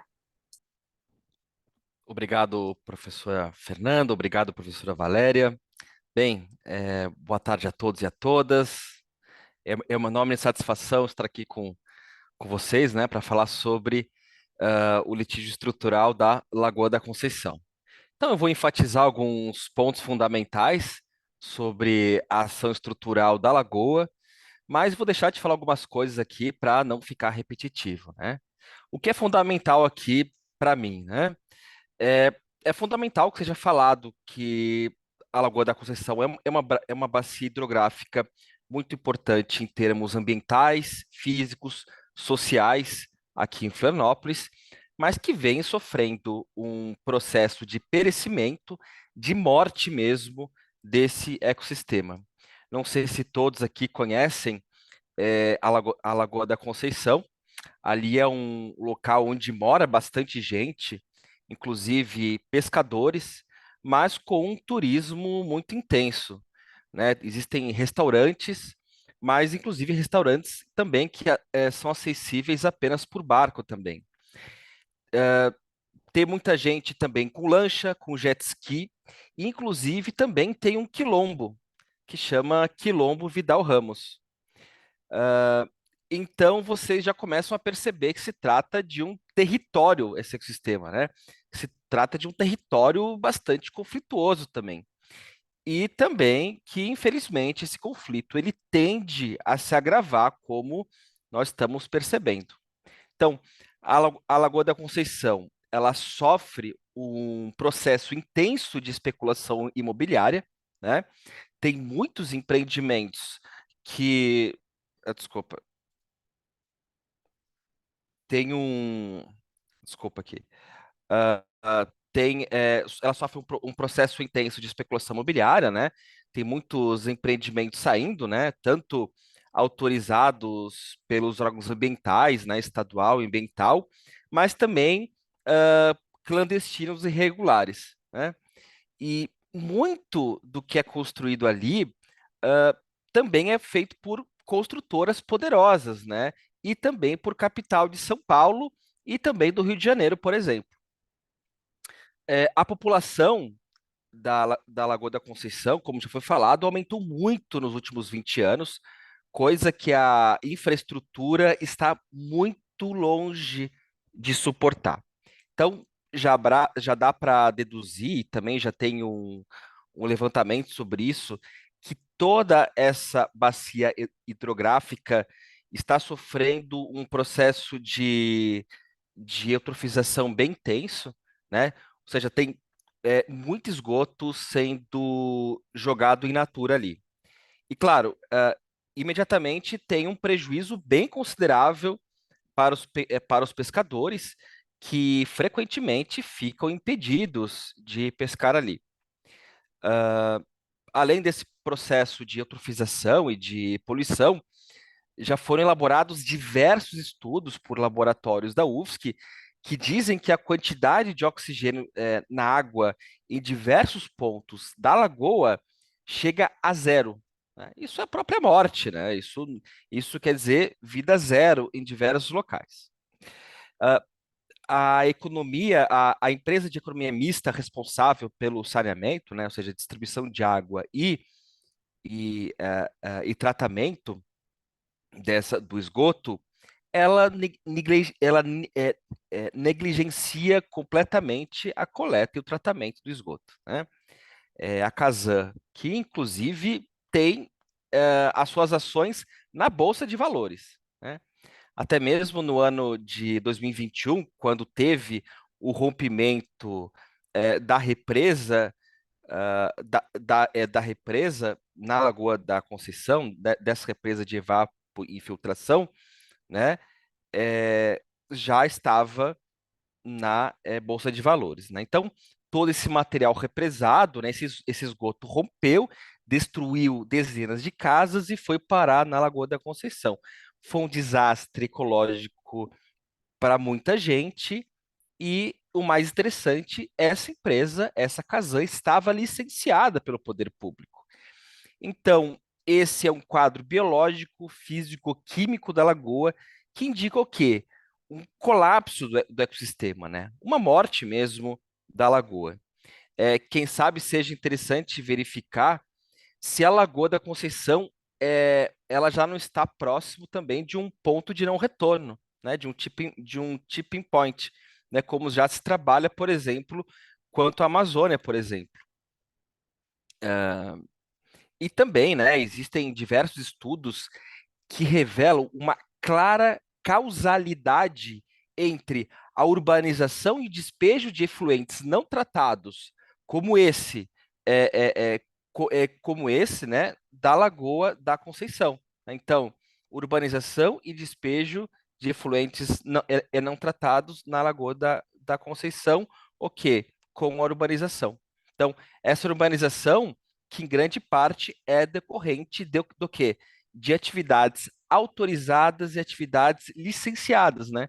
De forma que esses danos, eles estariam amparadas pelo princípio da legalidade. Então, dá para perceber que a responsabilidade do poder público, né, também é o quê? Com o plano diretor, porque é ali que vai ser um parâmetro mais concreto para o desenvolvimento municipal e o respeito ao meio ambiente, né? Toda essa questão de zoneamento, onde é permitido construir, onde é proibido construir, vai também vai colocar em risco a lagoa. Então, o que a gente vê é que a gente lida com danos, muitos danos que são praticados de forma legal, né? De forma que é permitida pelo Estado. Quando não é o próprio Estado, por meio da sua empresa de saneamento, quando diretamente pratica o dano, seja por ação ou por omissão. E tudo isso redunda o quê? Um estado de coisas inconstitucional, onde a norma, a regra, é o descumprimento do que se entende do meio ambiente ecologicamente equilibrado.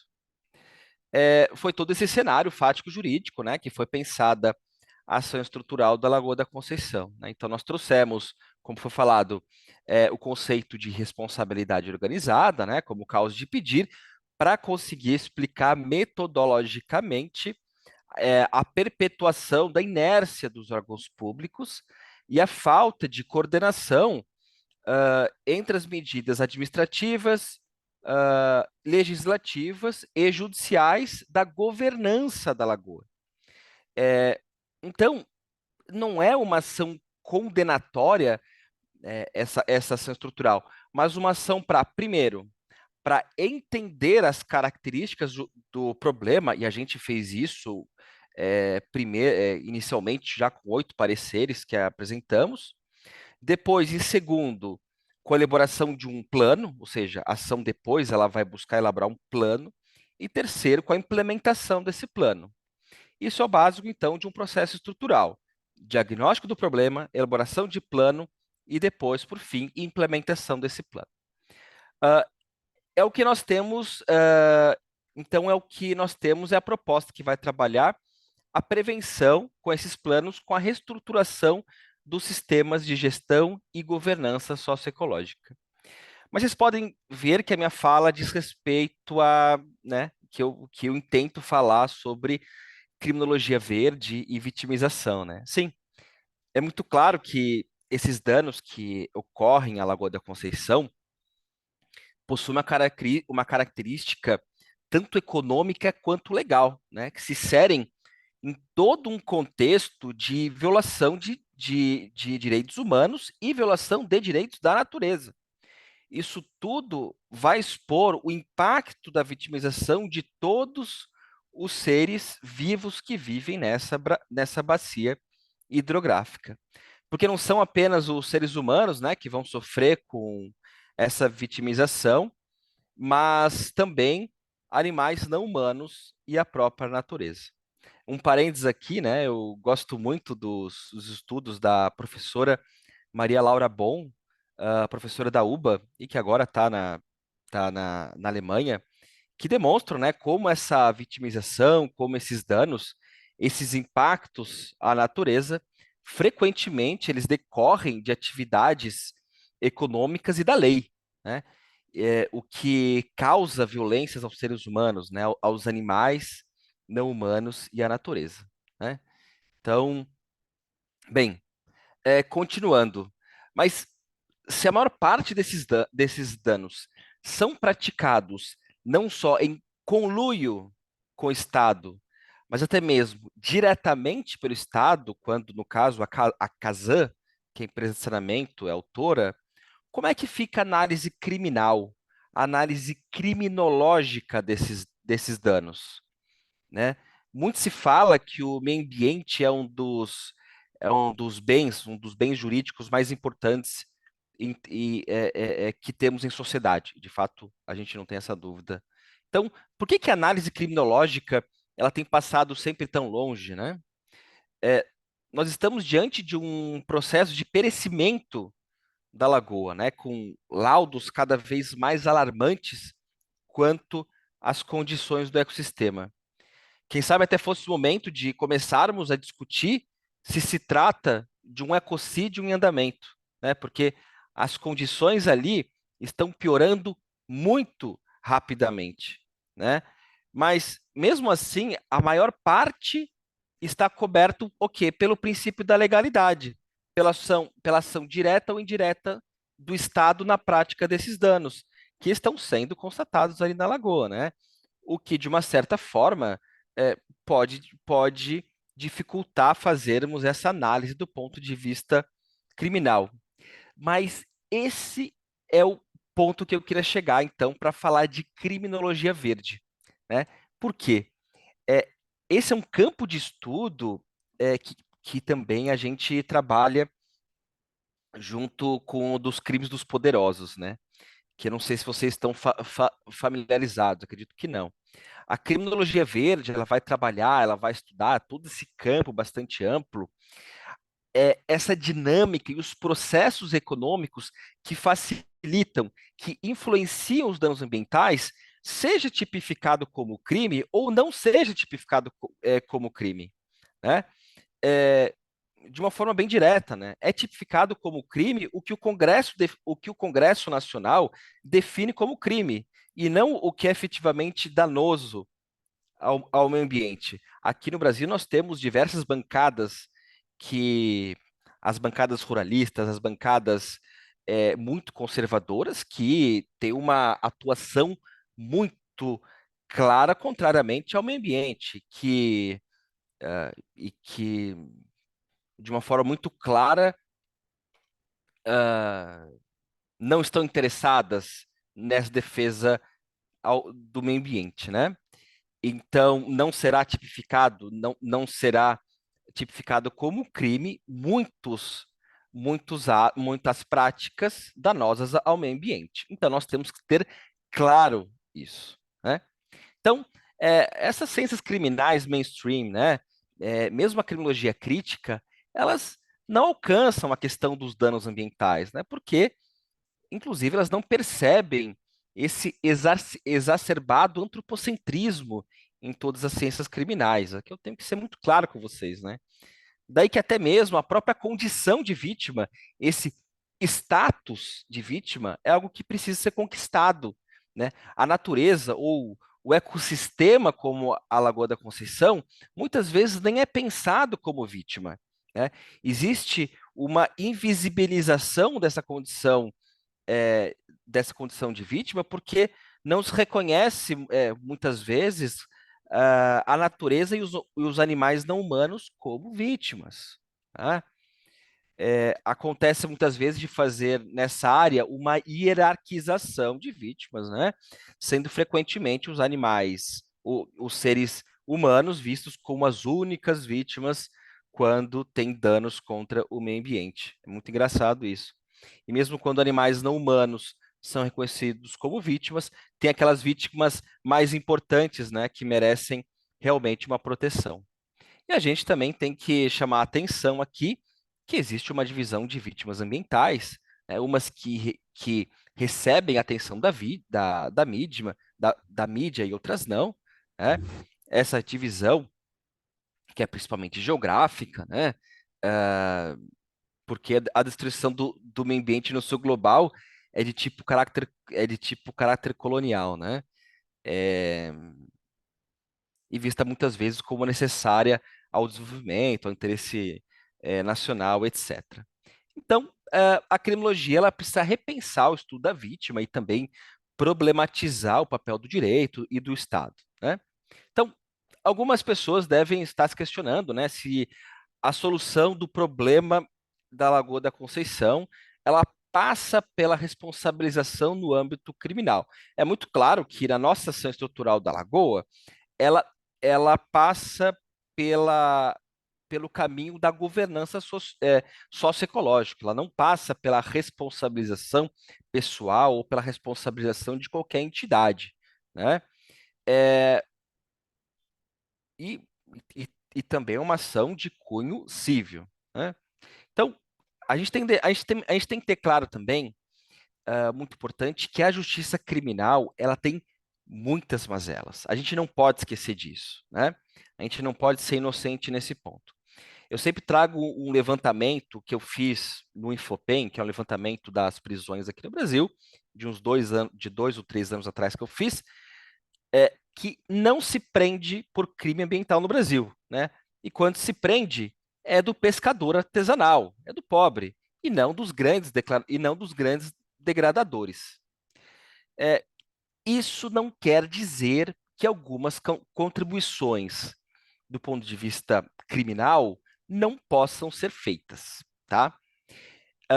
Lembram lá atrás, quando eu falei que os danos praticados na Lagoa da Conceição não são apenas aqueles feitos da clandestinidade, mas também aqueles autorizados e licenciados pelo poder público, que existe um conluio muito claro entre a iniciativa privada e o poder público na prática desses danos?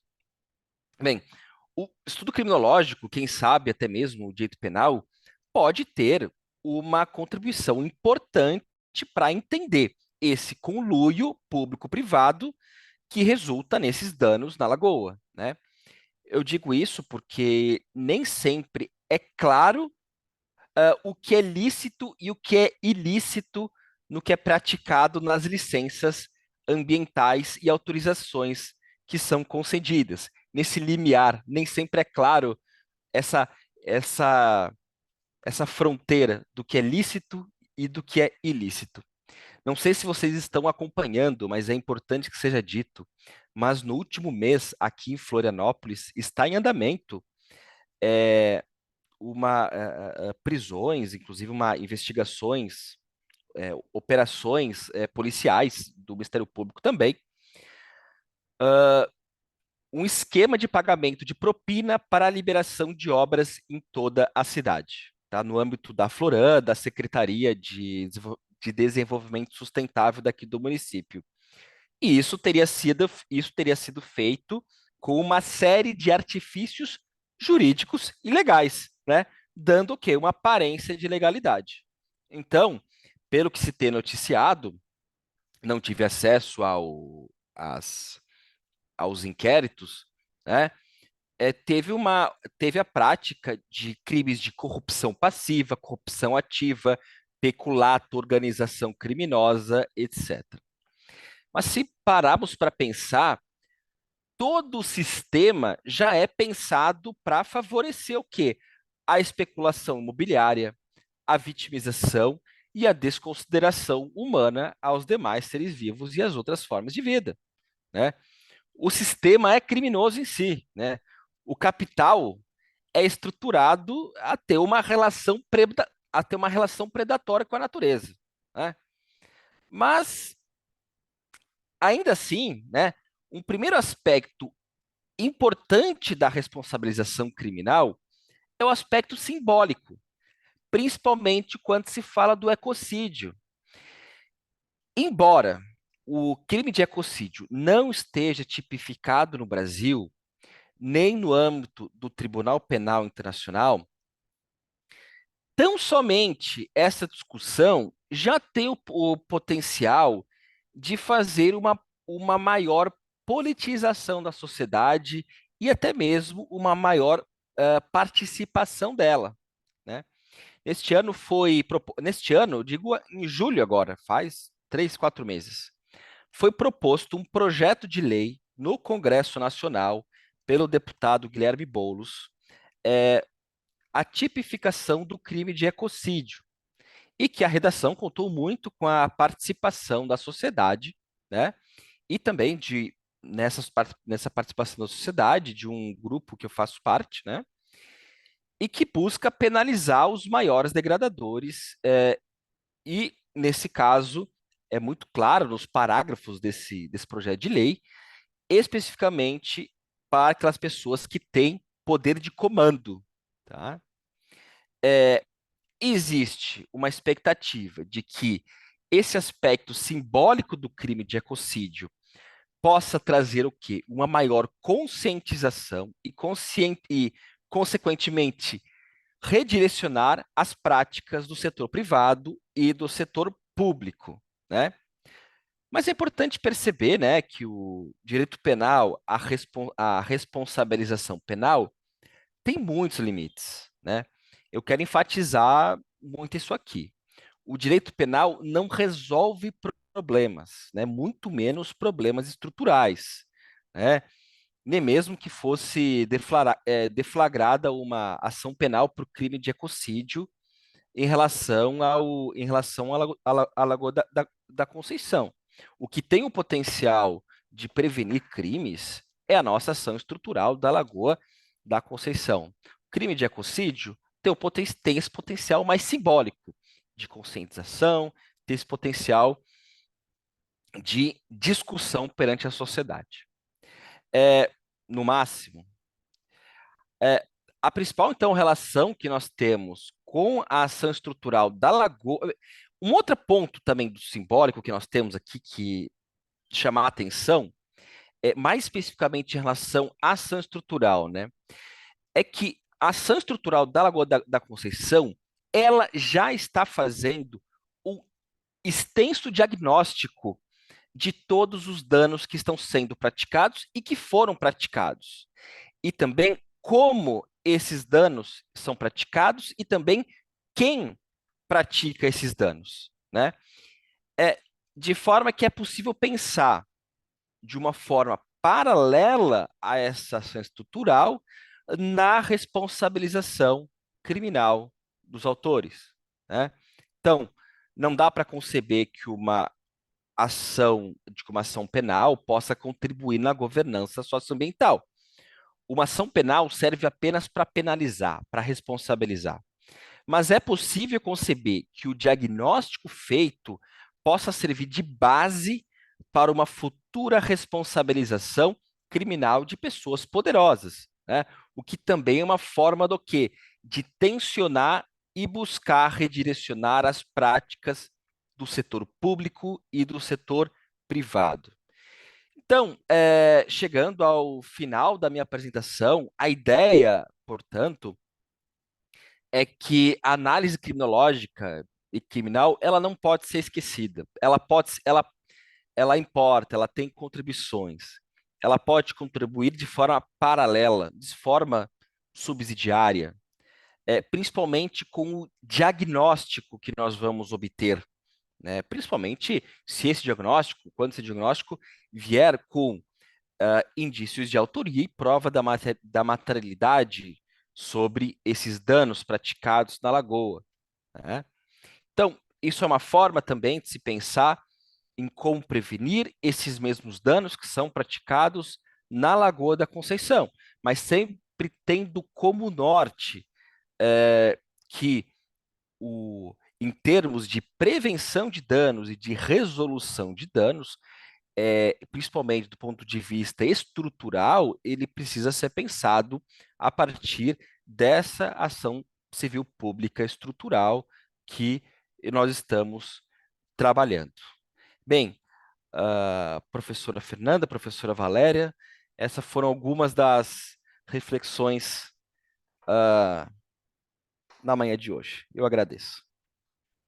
Muito obrigada, Luiz Fernando, pela exposição e por nos trazer esse enfoque, né, do processo penal, porque geralmente, né, quando nós estamos discutindo as questões dos litígios ecológicos, etc., abordamos, né, sobre o enfoque do processo civil, mas é importante ter em mente, né, que a criminologia e o processo penal, eles também tem, né, a sua contribuição a dar na realização da justiça ecológica. Muito interessante as questões que tu traz com relação à vitimização da natureza, né, uma perspectiva mais ecocêntrica do conceito de vítima, e são questões que devem ser melhor refletidas e incorporadas como o próprio crime de ecocídio, né? E que, como tu falou, não vai resolver o problema, mas tem um efeito pedagógico interessante quando a gente está falando de criminosos institucionais, né? Como no caso aqui da Lagoa da Conceição. Então, eu queria agradecer muito aos nossos 3 expositores, né? Foram 3 abordagens muito enriquecedoras para o nosso debate, de pensar estratégias inovadoras, né, em termos de processo, para adequar as especificidades, né, da justiça ecológica, da proteção dos direitos da natureza. Então, foi uma manhã bem profícua nesse sentido. E agora, então, temos ainda 10 minutos para quem quiser fazer alguma pergunta. Não recebemos nenhuma pergunta no chat, então deixo aberto aqui se alguém quiser encaminhar uma pergunta diretamente a todos os expositores ou algum deles. Entonces invitamos a todos los participantes, si quieren hacer alguna pregunta, que pueden hacer directamente a los ponentes o entonces encaminhar por el chat. Vamos ver se vamos ter alguma pergunta. No chat não temos nada. Bom, e não havendo perguntas, eu vou deixar o espaço aberto, né, para os nossos 3 expositores, só para uma palavrinha final, a partir da provocação, né, partindo do exemplo do caso da Lagoa da Conceição, de todos os dilemas que nós temos, né, desse descompasso entre as estruturas e as instituições tradicionais, né, do processo e as inovações jurídicas de direito ecológico, ecocêntricas, que vem acontecendo na nossa região. Então, como equacionar esse problema, né? Quais seriam os grandes desafios e propostas, né? Perspectivas do que poderia ser encaminhado ou avançado nesse sentido. Então, convido os expositores, se quiserem deixar uma palavrinha final, uma mensagem final para o nosso público antes de encerrar. Marcelo? Posso começar, então. Obrigado, parabéns pelas falas também dos colegas que me sucederam. E eu vejo, Fernanda, pelo esse aprendizado de 2 anos, quase 2 anos e meio, de tramitação da ação estrutural da Lagoa da Conceição, que é algo que o professor Morato vem enfatizando muito quando ele nos conduz, né, nos ajuda para nos preparando para as audiências e para os momentos do processo, que é fomentar no poder público uma atuação colaborativa e convencer o poder público de que realmente é necessária essa atuação colaborativa. A gente está observando que, apesar da nossa boa vontade em buscar uma resolução consensual, dialógica, através do processo estrutural, ela não tem bom andamento sem realmente uma boa fé e uma disposição do poder público em participar da resolução do problema. A gente observou isso em várias audiências do caso, a partir de resistências, enfim, muitos problemas levantados pelo poder público. E eu acho que esse, então, é um ponto central, né? É uma mudança também de consciência que tem que haver. E eu acho que, assim, a fala da Yasna expôs também, de forma bastante profunda, a evolução, né, as origens e evolução do processo estrutural, e é importante que haja uma difusão, né, desse conhecimento para que os atores que atuam nos órgãos públicos, munidos desse conhecimento, possam chegar no processo estrutural menos armados, né, e mais colaborativos. Acho que essa é, digamos assim, o principal aprendizado também que a gente está tendo, e a gente está no meio de um processo, então estamos aprendendo. Acho que de minha parte, assim, seria isso. Muito obrigado. Obrigada, Marcelo. É interessante também como o processo estrutural ele fomenta a própria participação social e popular dentro do processo, né? Para além de um amicus curiae, para além de uma participação pontual numa audiência pública, né? Indo mais além, integrando as pessoas na construção, né, das decisões que vão vir aí, no caso da Lagoa da Conceição, através da Câmara Judicial, que conta com a participação da sociedade. Então, bem importante, principalmente quando vai haver também a representação, né, dos direitos e dos interesses da Lagoa, né? Então, para além da participação da sociedade civil, também a participação da natureza representada aí nessas estruturas de governança. Obrigada. Yasna, com você. Sim, é muito importante essa questão da participação, como eu falei antes, a questão de formação de uma comunidade de trabalho. O judiciário é mais um ator na arena do processo, do litígio, né? A construção, a decisão ela tem que ser construída em conjunto. Não vai ser o lado A ou o lado B que vai ganhar. Às vezes nós vamos conseguir apenas a mitigação dos efeitos. E isso já é um resultado, porque quando se fala em direitos fundamentais, as pequenas conquistas devem ser valorizadas. E acredito também que essa questão da ecologização, que nós trabalhamos tanto a ecologização do direito, junto com o professor Morato, com a professora Fernanda, com a professora Tônia, a importância da natureza como sujeito de direitos, para abrir a mente dessas pessoas, né, para a importância da natureza nas nossas vidas, nós como mais um dentro do planeta, e não somos superiores, não estamos acima das outras formas de vida. Obrigada. Obrigada, Yasna. E é interessante também esse aspecto, né, do processo estrutural de medidas que vão ter um impacto a muito longo prazo, né? A partir do momento em que se constrói um novo desenho de governança, né, se busca resolver esses problemas já tão imbricados, né, na cultura administrativa, jurídica.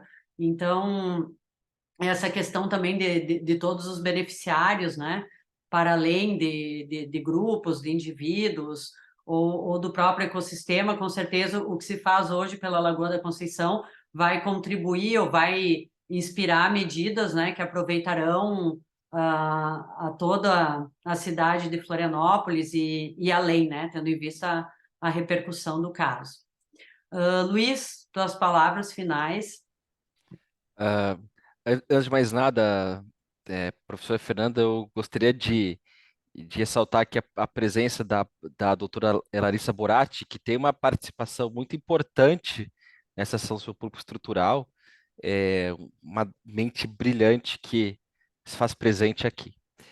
Outra questão, bem, sobre esse ponto, eu vejo uma questão fundamental aqui para fins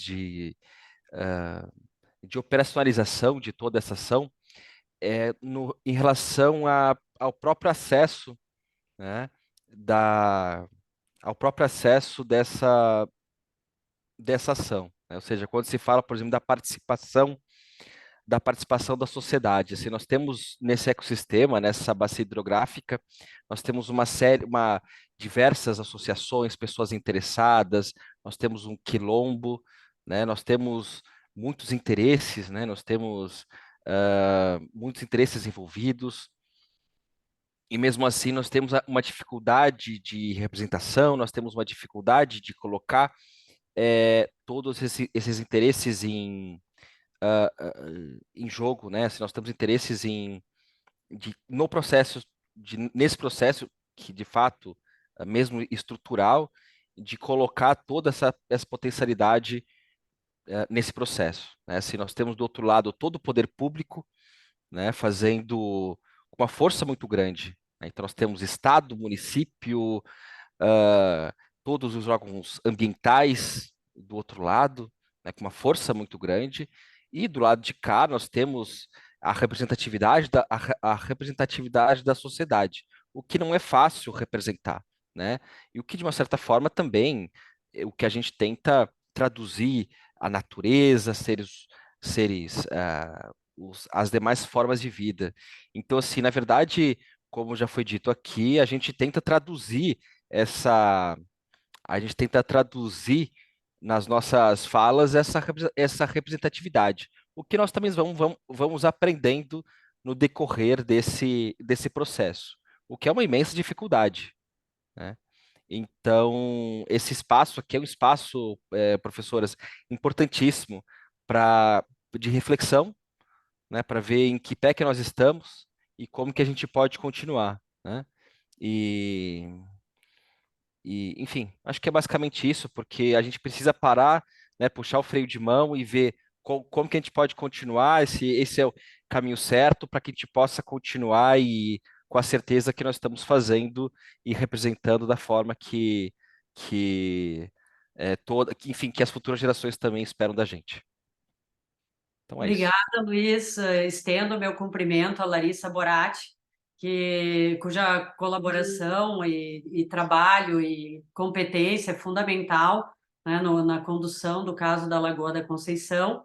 E destacar, Luiz, que foi muito interessante quando tu te referiu, né, à questão da Lagoa da Conceição e desse espaço como um território, né, e como assim é tratado dentro da ação, né, como território, como espaço de interação de distintas formas de vida, etnias, culturas, né? A questão da comunidade afrodescendente, dos pescadores tradicionais e de como tudo isso está imbricado, né? Dentro daquela visão da perspectiva ecossistêmica e de todos aqueles humanos e não humanos que contribuem para a vida desse ecossistema e, ao mesmo tempo, dela dependem para a sua sobrevivência e para as suas práticas, né? Então, é interessante também trazer essa perspectiva, né, para dentro do processo. Eu queria agradecer a todos e a todas que nos acompanharam até aqui, agradecer especialmente a Yasna, ao Marcelo, ao Luiz Fernando, pelas importantes contribuições e reflexões que trouxeram aqui, e deixar o convite para que nos acompanhem também no segundo painel, que acontece a partir das 14 horas, é das 14 às 16, trazendo a perspectiva regional e internacional. Nós teremos como expositores a Natália Castro Ninho, que é a advogada da Corte Interamericana de Direitos Humanos, o professor Stefano Saluzzo, que vai abordar a questão internacional, a doutora Sheila Guarese Zandomênico, do Observatório de Justiça Ecológica da UFSC, que estará conosco também como debatedora, e a sessão será coordenada pela professora Valéria Berros. Então, muito obrigada pela participação e nos vemos logo mais no segundo painel às 14 horas. Muito obrigada. Tchau, muito Obrigado. obrigada. Tchau. Tchau, até mais. Gracias.